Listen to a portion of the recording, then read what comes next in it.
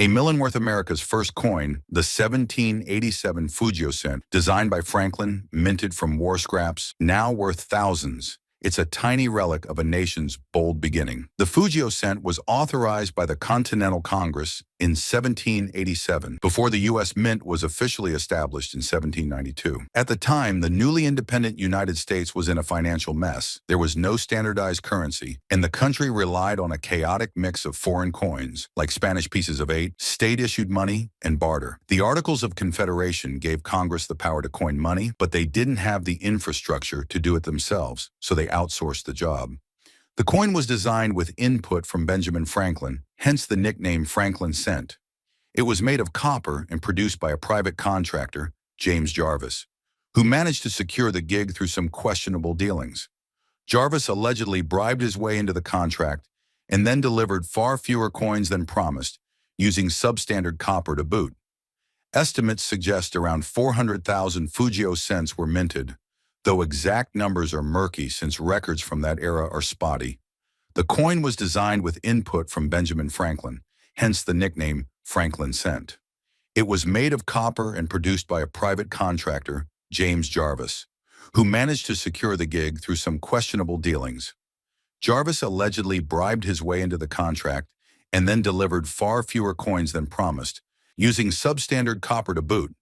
Estimates suggest around 400,000 Fugio cents were minted, though exact numbers are murky since records from that era are spotty. The coin's design was symbolic.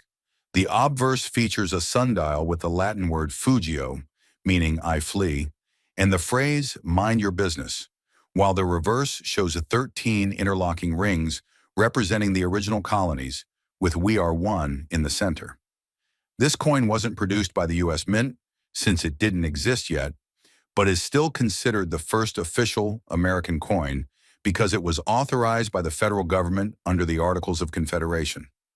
Once the Constitution was ratified and the mint was established, more systematic coin production began, starting with coins like the 1793 large cent.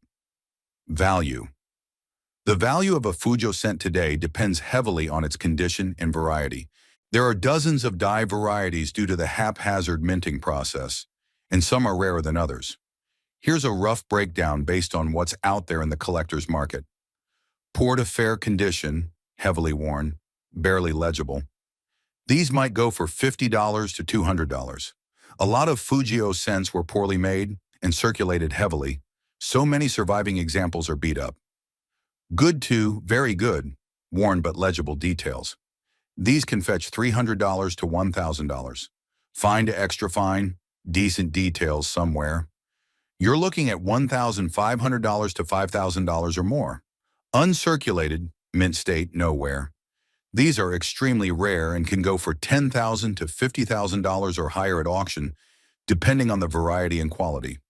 Some unique varieties, like those with specific die errors or the rare cinquefoil punctuation marks, can push prices even higher.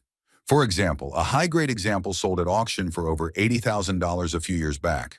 But most collectors will never see one in uncirculated condition. Those are usually locked up in museums or deep-pocketed private collections. The vast majority of surviving Fugio cents, estimated at a few thousand, are in lower grades due to age and rough handling.